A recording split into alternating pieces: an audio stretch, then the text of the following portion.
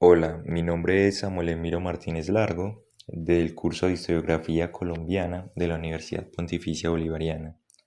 Hoy vamos a hablar un poco entonces sobre la afrocolombianidad y nación, la exclusión del otro en la historia oficial. Vamos entonces a comenzar por los libros de historia de Colombia. En estos libros de historia se repite una y otra vez la idea de la libertad conquistada. Se celebra la abolición de la esclavitud como un hito de civilización. Pero ¿qué tan libres fueron realmente los pueblos afrocolombianos después de 1851? Este videoensayo explora cómo la historia oficial ha silenciado, exotizado y racializado a los afrodescendientes, dejándolos entonces fuera del proyecto de nación. A partir de la historia social, de los conceptos críticos trabajados en clase y las propuestas de autores como Mauricio Archila, vamos a cuestionar el lugar de la afrocolombianidad en la memoria nacional. Vamos a hablar entonces un poco del proyecto de nación y la homogeneización que se buscaba. Durante el siglo XIX, la historia oficial colombiana se construyó sobre una narrativa de unidad, una lengua, una religión, una memoria común. Se trataba de formar un ciudadano ideal, educado bajo valores europeos, conectado con España, lo cual era ajeno a la diversidad real del país. Este proceso de homogeneización fue una selección histórica de elementos aparentemente compartidos por todos los que habitaban el territorio, pero esto terminó entonces por someter la diversidad para consolidar un único ideal civilizatorio. En esa selección de elementos, los pueblos afrodescendientes quedaron fuera, no eran vistos como parte de ese ideal, sino como residuos de un pasado incómodo. Es en este escenario entonces de escritura de la historia que aparecen las influencias del marxismo en la historiografía colombiana. Autores como Mauricio Archila, que desde la historia social ya criticaba en los años 90 esta construcción hegemónica del pasado, donde las clases populares eran invisibilizadas.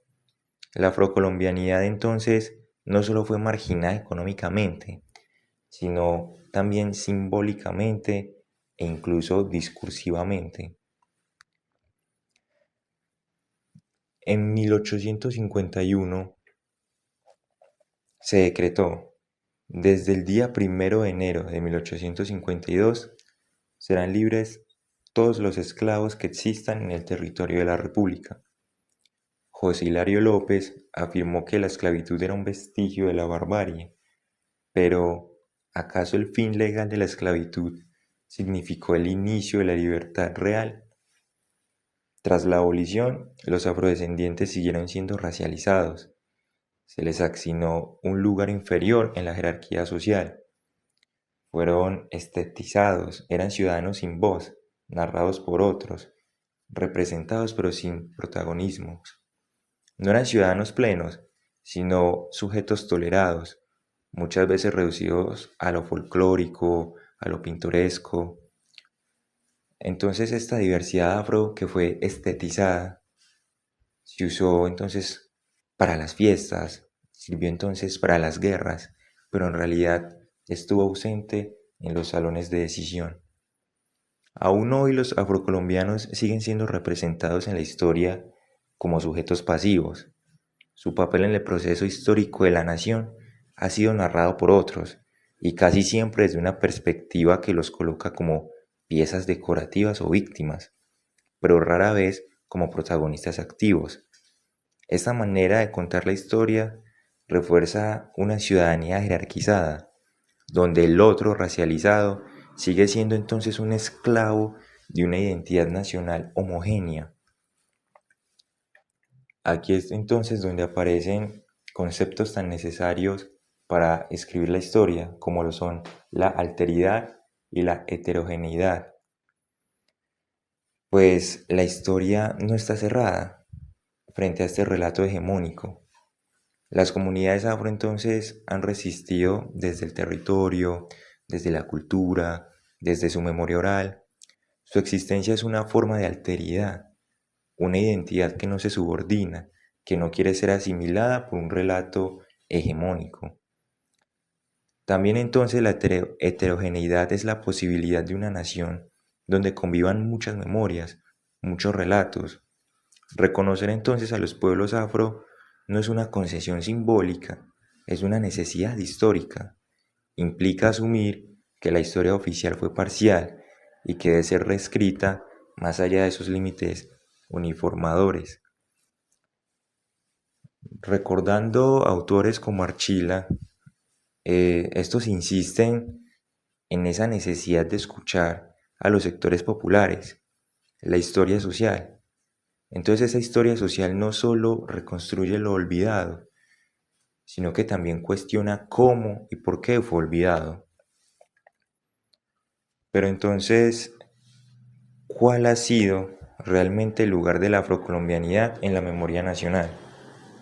A lo largo de este video ensayo hemos visto que su papel ha sido más narrado que escuchado, más representado que reconocido.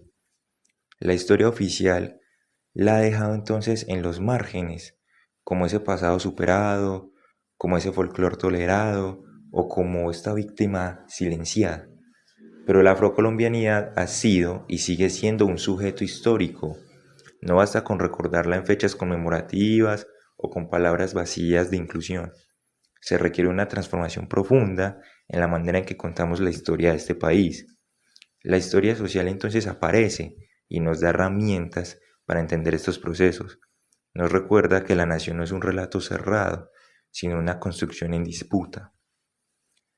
Esto entonces nos dejaría con las preguntas de cómo cambiaría nuestra idea de Colombia si incluyéramos realmente las voces afro, o también qué país podríamos construir si la alteridad y la otredad no fueran una amenaza, sino aquello que le da valor a nuestro discurso histórico.